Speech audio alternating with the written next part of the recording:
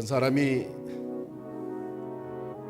그랜드 캐니언을 여행을 하다가 너무 장엄하고 멋있고 또 계곡이 깊이 내려져 있는 것을 보면서 더 자세히 보려고 절벽으로 가까이 가서 내려다보다가 그만 헛디뎠어요.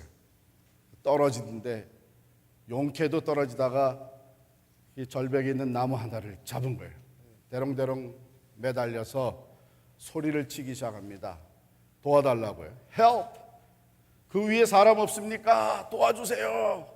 막 소리치는데 조금 있다 그 위에서 음성이 들려오는 거예요. 그래, 내가 여기 있다. 보니까 하나님이 계신 거예요. 잘 됐습니다. 이젠 전 살았습니다. 하나님 빨리 구해 주십시오. 그래, 내가 구해 주마. 그런데 너 나를 믿느냐? 물론이죠, 하나님. 나는 하나님을 어려서부터 믿었잖아요. 교회도 열심히 다니고 헌금도 열심히 하고 봉사도 하고. 그럼 내가 그거 다 알지.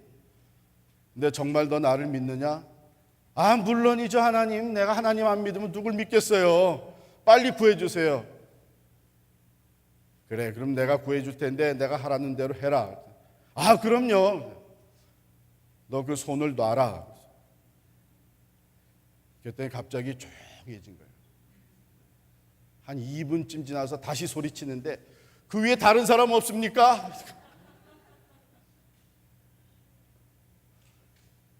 말도 안 되는 얘기죠.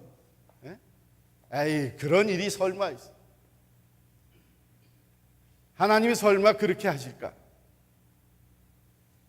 오늘 아브라함의 얘기는 바로 그런 얘기예요. 도무지 이해할 수 없는 테스트가 아브라함에게 주어졌어요. 마치 이거 놓으면은 죽을 수밖에 없는 상황인데 그걸 놓으라 그러시는 거예요. 약속의 자손, 하늘의 별과 같이 무수하게 내 자손이 많아질 것인데 그 자손은 내 몸에서 태어난, 사라의 몸에서 태어난 이삭을 통해서 이루어질 것이다. 이렇게 약속했잖아요. 그런데 그 이삭을 이제 제물로, 번제 제물로 바치라는 거예요.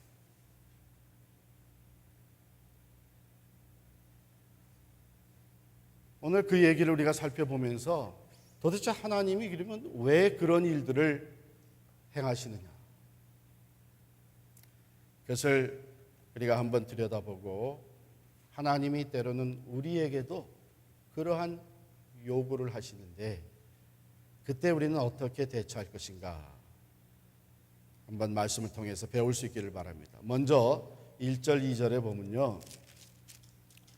하나님이 아브라함에게 명령을 주시는데 도무지 피할 수 없는, 즉 그 명령을 내가 원하는 대로 내게 조금이라도 편하고 유익하게 인터프리테이션을 할 수 없도록 정확하게 피할 수 없는 명령을 주십니다.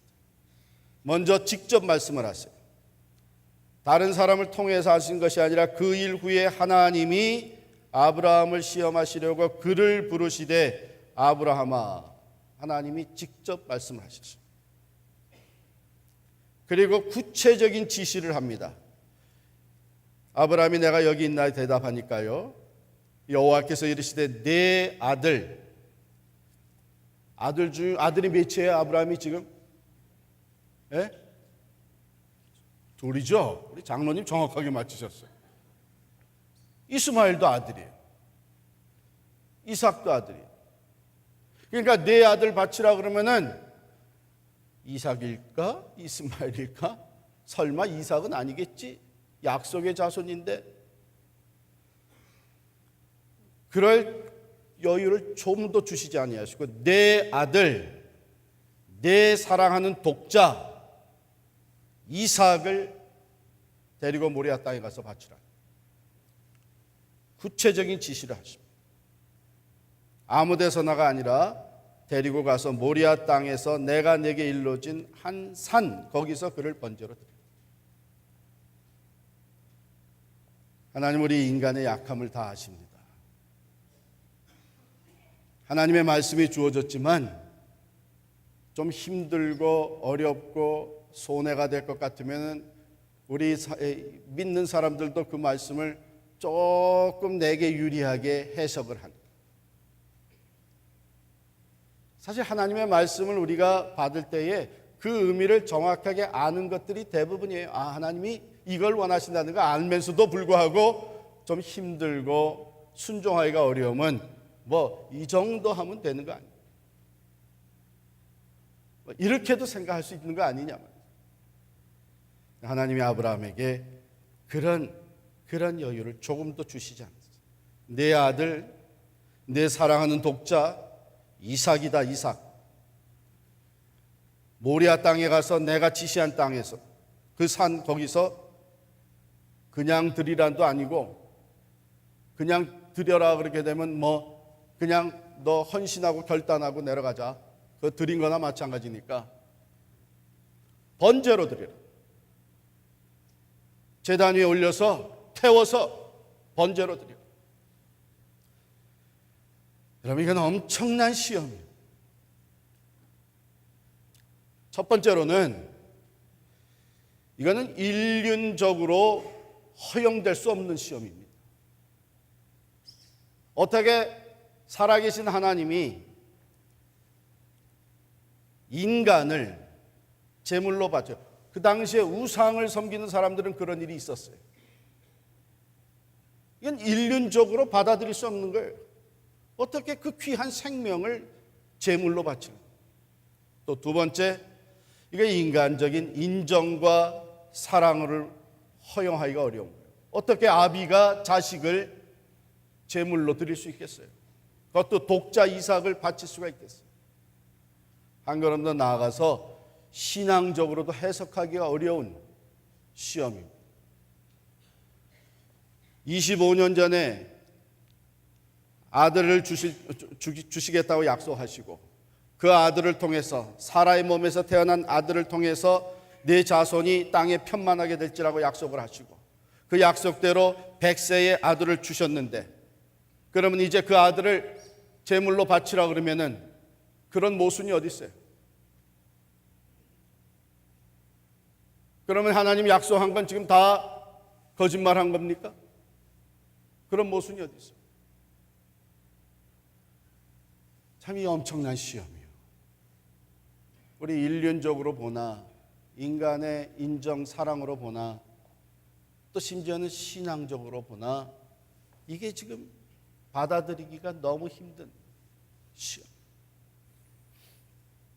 자, 우리 여기서 시험이라는 것이 뭔가 한번 짚고 넘어갑시다. 우리 한국말로 번역된 시험으로 이렇게 번역된 것을 보게 되면 좀 혼돈이 올 때가 많아요. 그런데 성경에 보면은 이 시험, 영어로는 테스트와 템테이션이 둘로 나눠집니다. 그래서 시험 또는 시련, 템테이션은 유혹. 우리 야고보서 한번 찾아볼까요? 야고보서 1장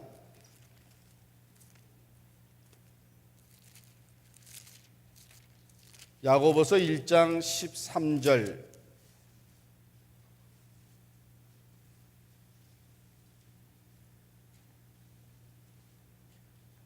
야고보서 1장 13절, 여러분 눈으로 읽으시고 제가 봉독하겠습니다. 사람이 시험을 받을 때에 내가 하나님께 시험을 받는다 하지 말지니 하나님은 악에게 시험을 받지도 아니하시고 친히 아무도 시험하지 아니하시느니라. 여기에서 시험은 템테이션을 얘기해요.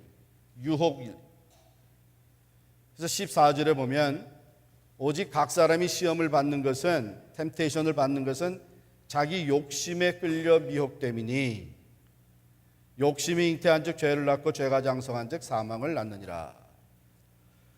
그러니까 하나님은 우리를 유혹하시지 않으세요. 그러나 시험은 하세요. 오늘 분명히 성경에 보면은 하나님이 아브라함을 시험하시려고, 그러니까 여기는 테스트예요.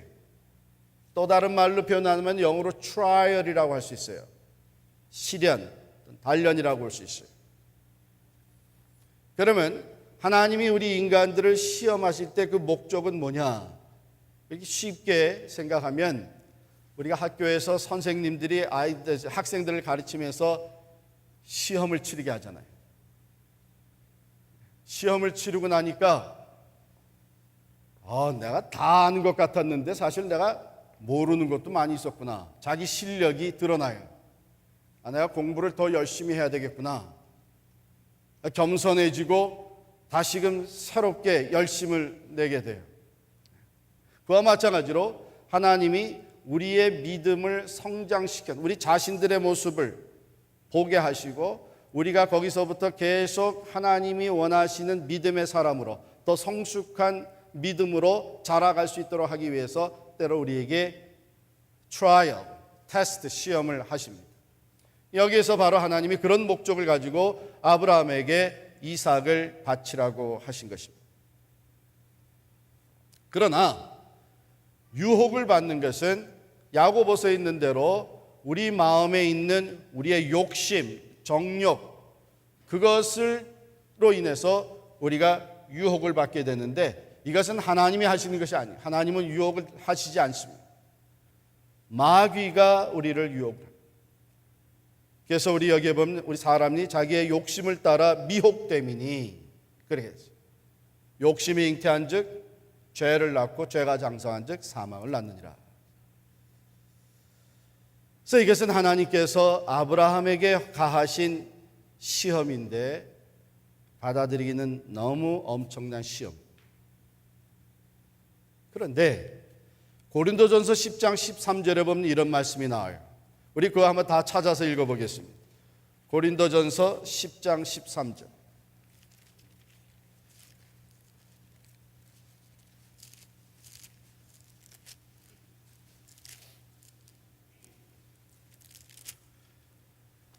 다 같이 읽겠습니다. 사람이 감당할 시험 밖에는 너희가 당한 것이 없나니 오직 하나님은 미쁘사 너희가 감당하지 못할 시험 당함을 허락하지 아니하시고 시험 당할 즈음에 또한 피할 길을 내사 너희로 능히 감당하게 하시느니라. 아멘. 자, 이 말씀을 보시면 하나님께서 우리에게 시험을 주실 때에 감당할 정도의 시험을 주신다 그랬어요. 그러면 아브라함에게 지금 하나님이 이 시험을 주실 때에 엄청난 시험이고 아까 제가 말씀드린 대로 그저 이제 손 놓으면은 절벽에서 떨어져 죽을 수밖에 없는 그런 상황인데 놓으라 그러신단 말이에요.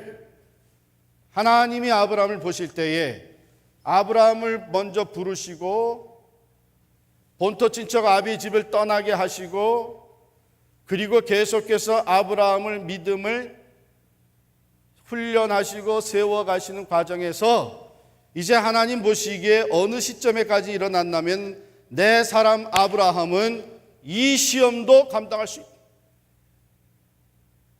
거기까지 이르십니다. 이 시험도 감당할 만한 성숙함을 이루었다고 보시고 그러니까 겁먹지 마세요. 그래서 예수 작작 믿어야 되는 거라고. 만약에 아브라함에게 하신 말씀은 오늘 나에게 하시면 어떻게 할 거예요? 네? 하나님 우리를 누구보다도 잘 아시죠. 우리의 지금 믿음의 수준이, 믿음의 역량이 어느 정도인지를 잘 아시죠. 그래서 한꺼번에 유치원에서 박사학위로 끌어올리시는 것이 아니고 초등학교를 거치고 중학교를 거치고 대학을 거치고 과정을 통해서 그 과정을 아브라함이 지나왔고 이제는 하나님이 아브라함의 믿음을 완성시켜 주시는 문자 그대로 믿음의 조상으로서의 마지막 테스트를 가하시는 그 순간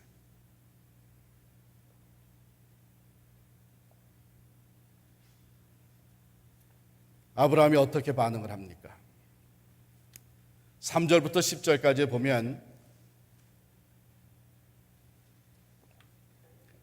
아브라함이 순종하는 모습이 나와요.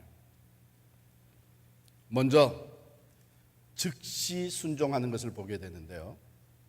3절 앞부분에 아브라함이 아침에 일찍이 일어나 여러분 우리가 하나님 앞에 순종할 때에 그 믿음의 신속성 이것이 분명히 하나님이 원하시는 것이다. 이게 하나님의 뜻이다. 이것이 하나님이 내게 요구하시는 것이고 이게 하나님의 말씀이다.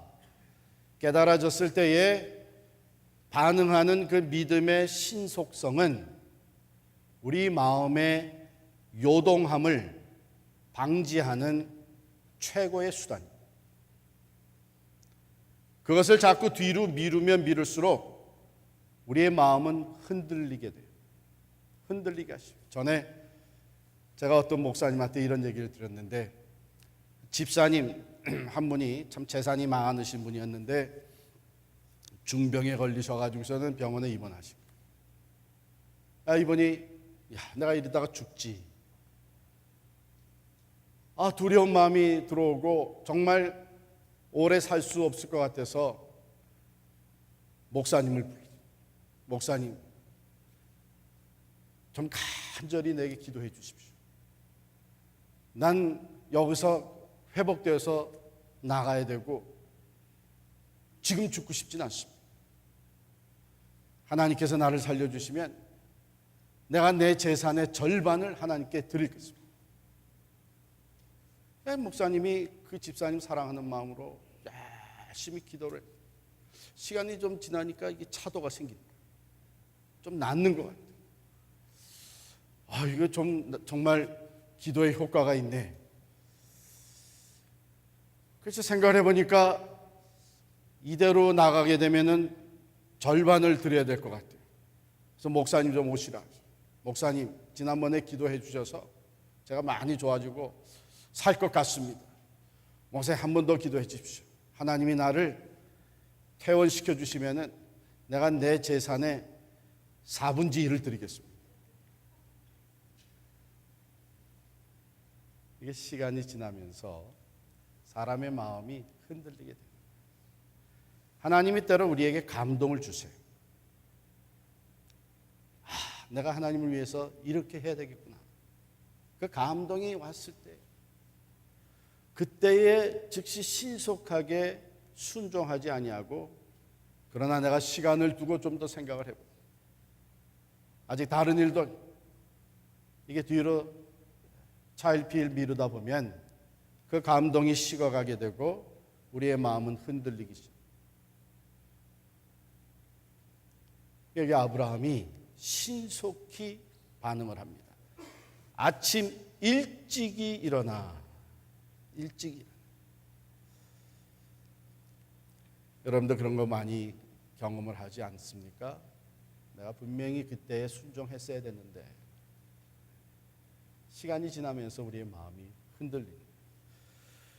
두 번째, 아브라함은 신속히 행동할 뿐만 아니라 확실하게 준비를 합니다. 대강 하는 게 아니에요. 아침 일찍 일어나서 나귀에다가 안장을 지우고요. 두 종을 불러서 동행하게 하고 이삭을 데리고 가면서 번제에 쓸 나무를 쪼개서 준비해가지고 떠납니다. 마지못해서 가는 것이 아니란 얘기죠. 하나님의 말씀에 순종하기 위해 철저하게 적극적으로 준비해 갑니다. 또 내려가게 되면 6절에 이런 말이 나와요. 번제 나무는 이삭이 지고 가고 불과 칼을 아브라함이 손에 들고 갑니다. 그 번제를 드릴 때 필요한 칼도 가지고 가고 불도 가지고 갑니다. 태워서 드려야 돼요. 그냥 마지못해서 순종하는 것이 아니라 신속하게 순종하면서 확실하게 준비합니다. 그리고 오늘 말씀 보면 흔들리지 않는 그 믿음의 결단을 가지고 모리아 산으로 가는 아브라함을 보게 됩니다. 자, 여기 보세요. 아침 일찍 떠났는데 그 가는 길이 며칠이 걸렸어요? 3일이 걸립니다. 3일이 걸려요. 3일 걸려가지고서는 모리아산에 이르러서 멀리 바라봅니다. 여기서부터는 사환들을 데리고 가면 안 되겠다 판단을 해요. 사실은 이제 산을 오르는 건데 사환들이 더 필요한 때. 그런데 하나님이 지시하신 곳에 이르러서 이삭을 번제로 삼아서 하나님 앞에 바치려면 방해할 수 있는 사람들은 다 제거해야 돼요. 도무지 인간의 생각으로는 받아들일 수 없는 이 행위를 보고 사환들이 가만히 있겠습니다. 주인님이요. 지금 뭐 하시는 겁니까? 지금 크게 착각하신 것 같습니다. 갑자기 아들이 양으로 보이십니까? 말릴 수도 있어요. 그러니까 산에 오를 때는 사환들을 두고 나귀도 두고 이제 우리가 가서 하나님께 번제를 드리고 너희에게로 돌아올 테니 너희들은 여기서 기다리고 있어라. 어떤 성경학자들은요, 심지어 아브라함이 하나님 앞에 하나님으로부터 이 지시를 받고 그 다음 아침 일찍이 떠나기까지 이 일에 대해서는 아내 사례와도 의논을 하지 않은 것이 분명하다. 이렇게 해석을 합니다. 왜요? 흔들릴 수 있고. 그러니까 자기의 결단을 흔들어 놓을 만한 것들은 단호하게 제거하고 3일길을 갑니다. 여러분 3일길을 가면서 아무것도 모르는 이삭, 그때 성경학자들은 이삭이 한 13살 정도 됐을 것이다. 아직 성인은 아니지만 충분히 이 번제에 쓸 나무를 이고 갈 만한 건장한 청소년은 되어 있었을 것이다. 그래 모처럼 아버지하고 부자지간에 여호와 하나님께 번제를 드리러 떠나는 그 길이니 이삭은 얼마나 기쁘고 흥분되어 있어요. 아무것도 모르는 이삭이 앞서며 뒤서며 이야기를 하고 즐거워하고 하는 그 모습을 볼 때에 아브라함의 마음은 얼마나 아팠겠어요. 더욱이 가다가 이삭이 이렇게 질문을 합니다. 7절 말씀에 보면 이삭이 그 아버지 아브라함에게 말해 이르되 내 아버지요 하니 그가 이르되 내 아들아. 저는 이 부분을 읽으면서 왜 그냥 아버지요, 거기 둘이서 가는데 아버지요, 아들아 그렇게 하지 않고 내 아버지요, 내 아들아. 여기서 그 친밀한 관계를 더 두드러지게 표현하고 있어요. 이삭이 이르되 불과 나무는 있거니와 번제할 어린 양은 어디 있나이까? 아버님이 저에게 우리가 하나님께 번제 드리러 가자. 그래서 지금 출발을 했는데 제가 가다 보면서 생각하니까 다른 건 다 준비되어 있는데 아버님 정작 가장 중요한 재물은 안 가져오신 것 같은데 이거 어떻게 된 겁니까? 여러분 이 얘기를 들었을 때 아브라함의 마음이 얼마나 아팠어요. 근데 아브라함이 거기에 뭐라고 대답해요?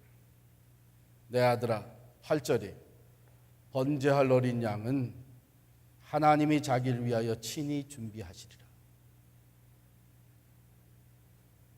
차마 내가 제물이라고 하는 아직 얘기를 못하죠. 아들이 받아들이기가 힘든 그런 상황입니다. 하나님이 친히 준비하실 것이다.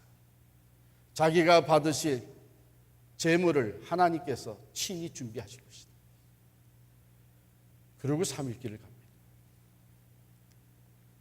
저는 이 말씀을 묵상하면서 이 3일 동안 이삭을 데리고 이삭을 번제로 드리기 위해서 모리아 산을 향해 올라가는 그 제단을 쌓는 곳까지 가는 이 3일 동안에 아브라함은 몇 번이나 자기 자신을 칼로 찔렀는지 불과 칼을 들고 가는데 번제를 드리기 위해서 아들을 제물로 바치기 위해서 가는 그 아들을 볼 때마다 그는 또 자기 가슴을 찌르고 또 자기의 감정을 죽이고 또 자기의 영혼 깊은 곳까지 칼로 찌르는 그러한 경험을 해요.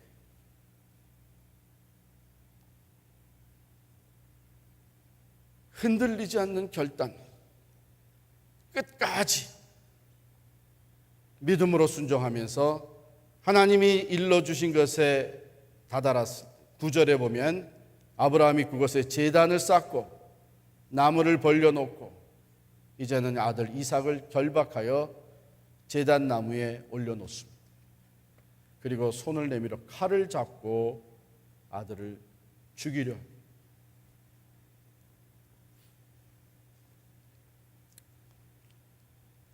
그때에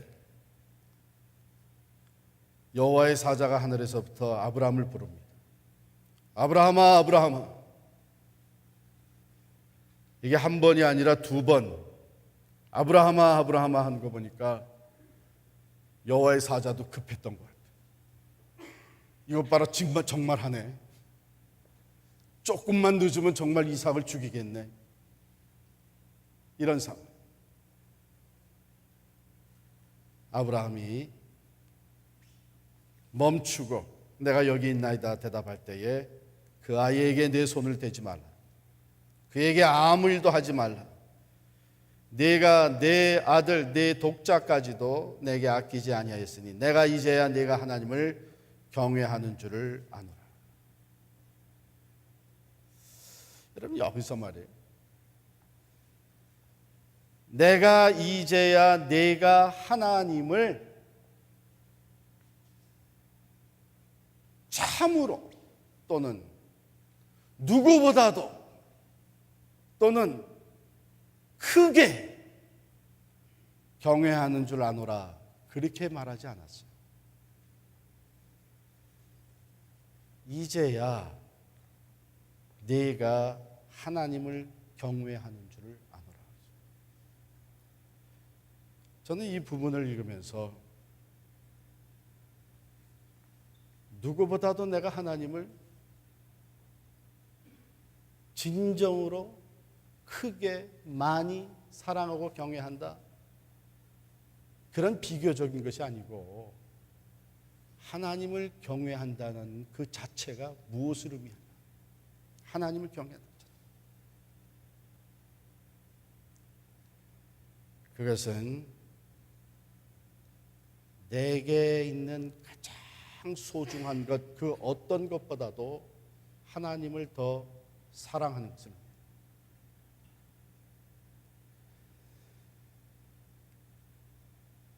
하나님께서 개입하시고 하나님께서 아브라함의 제물을 받으셨습니다. 하나님이 받으신 제물은 이삭이라기보다는 아브라함 자신이었어요. 이삭은 아무것도 모르고 마지막 순간에 아버지가 자기를 결박하였을 때에 참으로 아들 이삭은 온유한 마음으로 순종을 했습니다. 이삭도 자기 자신을 드린 거나 마찬가지지만 아브라함은 집을 떠나서 모리아 산을 향해 오는 그 3일 동안 매 순간 자기를 죽이면서 자기를 하나님 앞에 드리는 여정이었어요.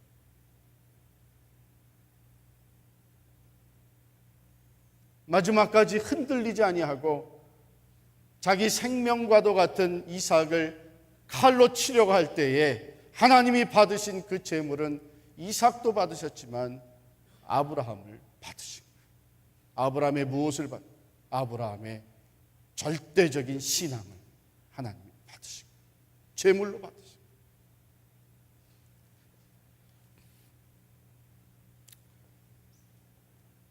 이 순간은 하나님이 계획하신 대로 아브라함이 온 인류의 믿음의 조상으로 세워지는 순간, 합격했어요.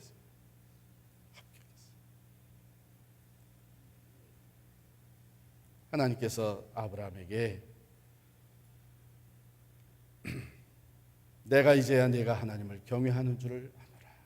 내가 너를 온전히 받았노라. 이렇게 말씀하십니다. 아브라함이 살펴보니까 수장 하나가 수풀에 걸려 있는 거예요. 그래서 그 수장을 가져다가 아들을 대신하여 번제를 드립니다. 그리고 아브라함이 그 땅 이름을 여호와 이레라 이렇게 부르게 됐다 그랬는데, 하나님께서 앞서가시며 준비하신다는 뜻입니다. 여호와의 산에서 준비되리라. 그때부터 사람들이 그렇게 부르기를 시작했어요. 여호와 이레 하나님, 여호와의 산에서 준비되리라. 그 후에 하나님께서는 아브라함에게 주셨던 약속을 더 확고하게 하시고 18절에 보면은 내 씨로 말미암아 천하 만민이 복을 받으리니 이는 내가 나의 말을 준행하였음이니라 하셨다. 그랬습니다.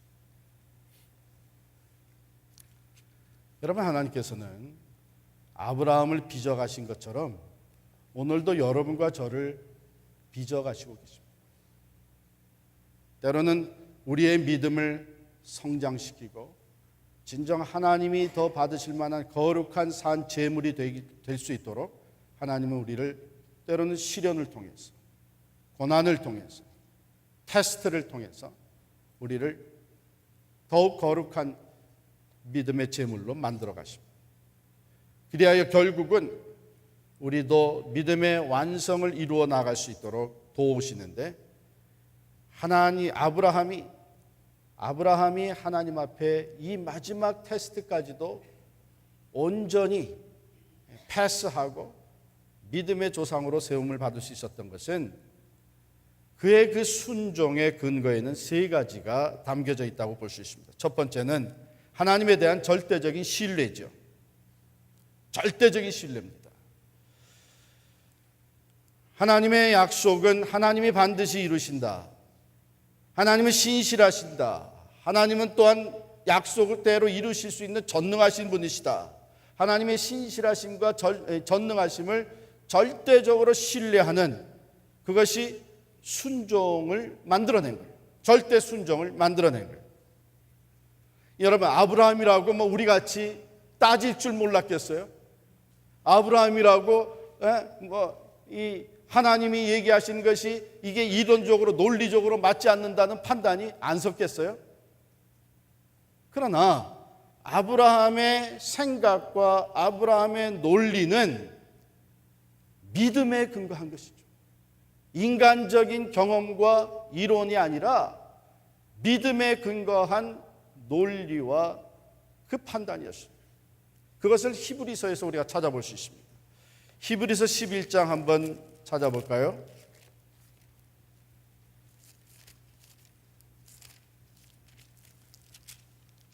히브리서 11장 17절부터 19절까지 같이 읽겠습니다. 시작. 아브라함은 시험을 받을 때에 믿음으로 이삭을 드렸으니 그는 약속들을 받은 자로 돼 그 외아들을 드렸느니라.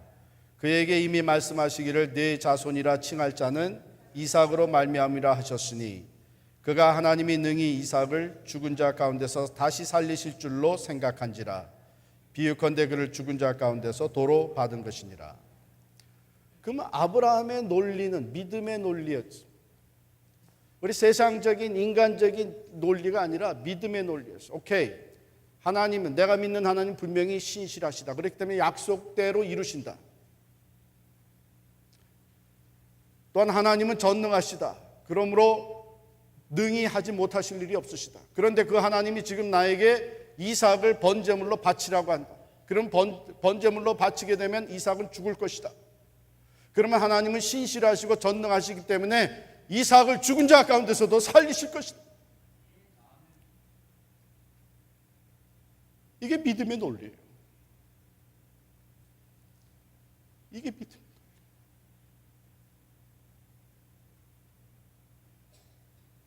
오늘 우리에게 주시는 귀한 말씀. 우리가 하나님의 일을 하면서 이론적으로 따질 필요가 있고 논리적으로 생각을 해야 됩니다. 그러나 거기에 하나님이 중심에 있느냐 하는 것을 우리는 항상 조심스럽게 살펴야 돼요. 우리의 생각과 논리와 이론의 중심에 하나님이 계시다면 우리 또한 믿음의 논리를 펼쳐갈 수가 있어요. 그러나 하나님은 제껴놓고 하나님의 말씀은 그렇지만 현실적으로 보자. 그럼 하나님은 제껴놓고 거기서 믿음의 논리가 나올 수 없어요. 순종할 수가 없죠. 어떻게 순종합니까?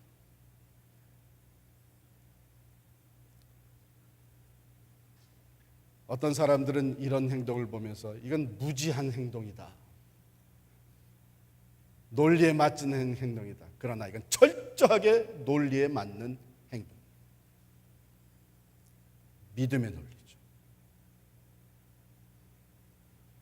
그래서 아브라함은 그러한 절대적인 신뢰 속에서 하나님을 절대적으로 순종할 수 있었던 것입니다.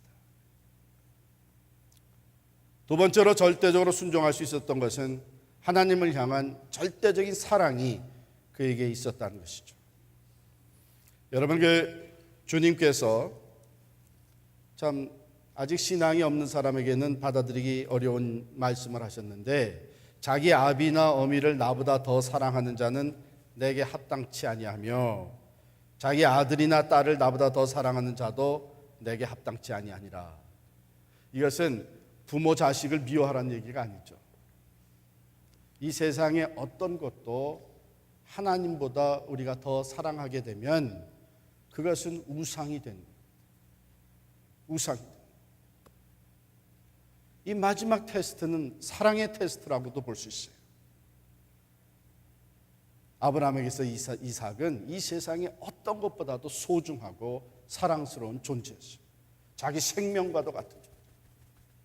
그런데 하나님, 그걸 바쳐라. 내게 바쳐라. 그걸 순종했다고 하는 것은 아브라함은 그렇게 소중한 이삭이지만 이삭보다도 하나님을 여전히 더 사랑하고 있었다. 그런 하나님을 향한 절대적인 사랑에서 절대적인 순종이 나올 수 있었던 것이죠. 마지막으로 절대적인 헌신의 마음이 있었기 때문에 절대적인 순종이 나올 수가 있었습니다. 절대적인 헌신, 그것은 사실 예수님께서 주님을 따르는 우리 모두에게 주신 제자도예요. 아무든지 나를 따라오려거든 자기를 부인하고 자기 십자가를 지고 나를 좇을 것이니라. 나를 부인하는 것, 나를 디나이하는 것, 그리고 오직 주님 가신 그 길을 따르기 위해서 내 십자가를 지는 것, 이것이 우리가 하나님께 드리는 헌신이고 하나님은 그것을 받기를 원하십니다. 아까도 말씀드렸지만 이삭을 바치는 것은 아브라함에게 있어서는 자기 자신을 드리는 것이었습니다. 자기 자신을 제물로 드리는 것이었어요. 이기심이나 인간의 정의나 이런 것들을 다 내려놓고 자기 자신을 제물로 바치는 그런 심정으로 하나님께 나아가 절대적으로 순종할 수가 있었던 것입니다. 오늘 말씀을 여기서 마무리합니다. 하나님이 우리에게 원하시는 것이 무엇입니까? 물론 그것이 지금 우리의 처한 상황마다 다를 수가 있습니다. 또 하나님은 그것을 원하시기 때문에 지금 우리 각자의 수준에 맞는 테스트를, 트라이얼을 하고 계실 수도 있습니다. 중요한 것은 지금 내가 깨닫게 될 것, 지금 하나님이 나에게 원하시는 것이 무엇인지를 알게 되었을 때 오늘 아브라함과 같이 순종하는 것이 중요합니다. 그 단계를 거쳐가면서 우리는 그리스도의 장성한 분량에까지 자라가게 됩니다. 먼 훗날 제물이 되기 위해서 산으로 오르는 또 한 분이 계셨습니다.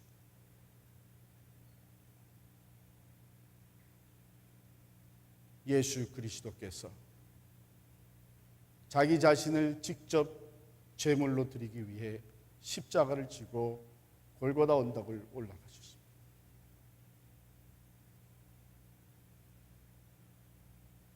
그런 면에 있어서 이삭은 예수님의 모형이었다, 이렇게 얘기하는 것이죠. 예수 그리스도께서도 참으로 자기 자신을 하나님 앞에 온전히 드리기 전 마지막 치열한 싸움을 하실 수밖에 없었는데, 겟세마네 동산에서 땀이 핏방울이 돼서 떨어지도록 기도하시오. 아버지여, 할 수만 있으면 이 잔이 내게서 떠나가게 하옵소서. 그러나 내 뜻대로 마옵시고 아버지의 뜻대로 이루어지이다. 내 뜻대로 마옵시고 아버지의 뜻대로 이루어지이다 하시면서 온전히 하나님께 자기 자신을 맡긴 것은 바로 아브라함이 보여주었던 절대적인 신뢰, 절대적인 사랑, 하나님 아버지를 향한 절대적인 헌신, 그리스도를 닮아간다고 하는 것은 바로 하나님께서 오늘 우리의 삶 속에 그러한 신뢰와 사랑과 헌신을 날마다 더해가는, 변화시켜 주시는 성화의 과정이 되는 것이죠. 오늘 이 말씀을 통해서 우리 각자에게 주시는 교훈, 또 도전, 그리고 하나님의 뜻을 우리 마음속에 깊이 새기고, 오늘도 어제보다 오늘, 또 오늘보다 내일 참 하나님이 기뻐하시는 믿음의 사람으로 자라가는 여러분과 제가 될 수 있기를 간절히 축원합니다.